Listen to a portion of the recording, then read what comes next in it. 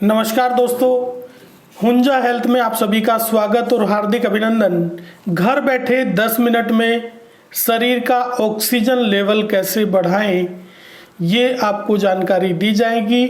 और जो इस तरह के व्यक्ति हैं जो काफ़ी संवेदनशील है, हार्ट के रोगी हैं या जिनके लंग्स कमज़ोर हैं, उनको किस प्रकार से करना चाहिए और जो सामान्य व्यक्ति है उनको किस प्रकार से करना चाहिए, ये आपको कुछ ब्रीदिंग एक्सरसाइज, कुछ चीज़ें, कुछ बातें आपको बताई जाएगी जिससे कि घर बैठे 10 मिनट में आप शरीर का ऑक्सीजन लेवल बढ़ा सकते हैं। तो चलिए शुरू करते हैं। कैसे घर बैठे 10 मिनट में शरीर का ऑक्सीजन लेवल बढ़ाएं, और इसके लिए ब्रीदिंग एक्सरसाइज आपको बताई जाएगी।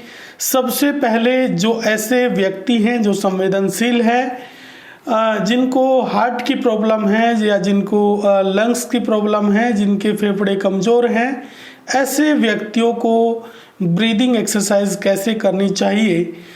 पहली बात तो उनको अपने किसी डॉक्टर की सलाह के अनुसार ही करना चाहिए या फिर किसी योगाचारी के अनुसार बताए हुए तरीके से ही उनको करना चाहिए। लेकिन जो इस प्रकार के जो रोगी हैं, ज़्यादा दिक्कत नहीं है लेकिन इस प्रकार के रोगी हैं, उनको ब्रीदिंग एक्सरसाइज धीरे धीरे करनी चाहिए। देखिएगा, ये एक विशेष बात है, बहुत सारी वीडियो आपको मिल जाएगी, लेकिन ब्रीदिंग एक्सरसाइज आपको बहुत ही धीरे धीरे करनी चाहिए। और क्या क्या आपको करना चाहिए ये भी आपको बताया जाएगा। और जो सामान्य व्यक्ति हैं वो थोड़ा तेज़ी से भी कर सकते हैं ब्रीदिंग एक्सरसाइज को और ज़्यादा समय तक भी कर सकते हैं। लेकिन जो इस प्रकृति के व्यक्ति हैं जिनके फेफड़े पहले से ही कमज़ोर है या कुछ समस्या है, ऐसे व्यक्तियों को किस प्रकार करना चाहिए।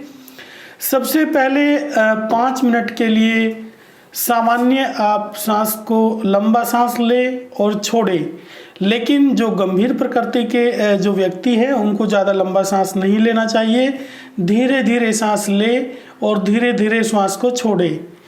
देखिएगा, धीरे धीरे श्वास को अंदर लेना है और फिर धीरे से बाहर छोड़ना है।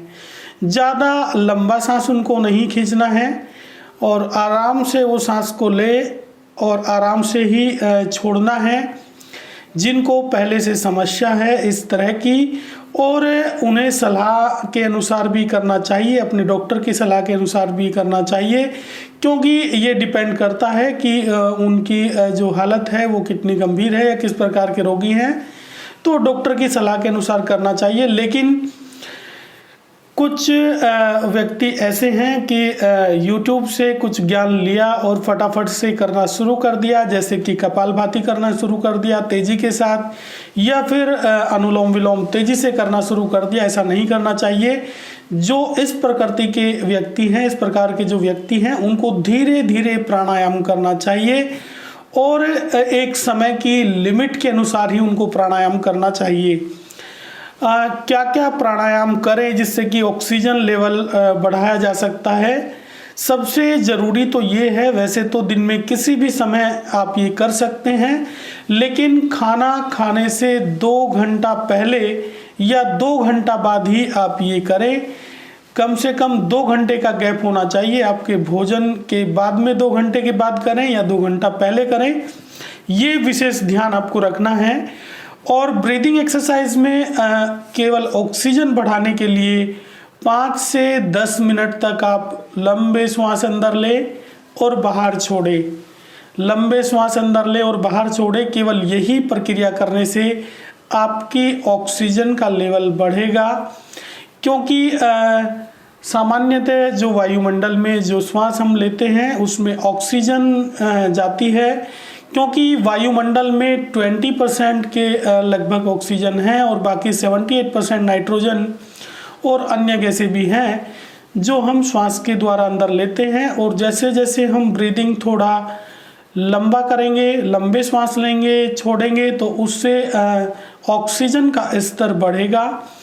और ये कोशिश आप ज़रूर करें कि खुली हवा में ही बैठकर ये एक्सरसाइज करें, क्योंकि बंद कमरे में बैठकर यदि आप करेंगे तो वहाँ पे ऑक्सीजन का स्तर कम रहता है और उतना लाभ आपको नहीं हो पाएगा।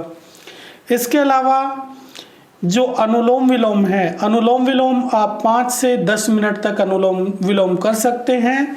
और जो स्वस्थ जो व्यक्ति हैं वो 20 मिनट से लेकर 30 मिनट तक भी अनुलोम विलोम को कर सकते हैं। और जो गंभीर प्रकृति के जो व्यक्ति हैं उनको धीरे धीरे अनुलोम विलोम, एक साइड से सांस अंदर लेना और एक साइड से श्वास को बाहर निकालना, ये प्रक्रिया करनी है। एक बार बाईं साइड से श्वास को अंदर लेना, दाईं साइड से बाहर निकालना, और फिर दाईं साइड से अंदर लेना और बाईं साइड से बाहर निकालना।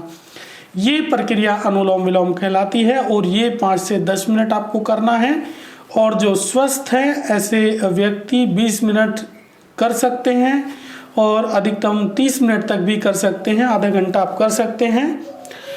और इसके अलावा जो कपालभाति है, कपालभाति की सलाह केवल किसी योगाचारी या किसी डॉक्टर की सलाह से ही आपको करना चाहिए कपालभाति, क्योंकि जो हार्ट के पेशेंट हैं या जिनके फेफड़े कमज़ोर हैं, अगर वो कपालभाति करते हैं तो उनको धीरे धीरे कपालभाति करनी चाहिए, तेज़ी से कपालभाति उनको नहीं करना चाहिए।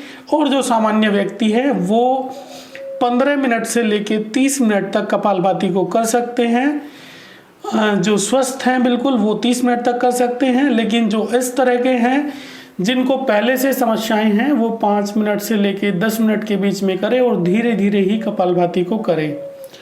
तो मुख्यतः ऑक्सीजन का स्तर बढ़ाने के लिए आप केवल अनुलोम विलोम और इसके अलावा श्वासों को अंदर लेना और बाहर छोड़ना 10 से 12 बार इसको रिपीट करें 5 से 10 मिनट तक, और 5 से 10 मिनट तक ही आप अनुलोम विलोम करें, जिससे कि आपका ऑक्सीजन का स्तर बढ़ जाएगा।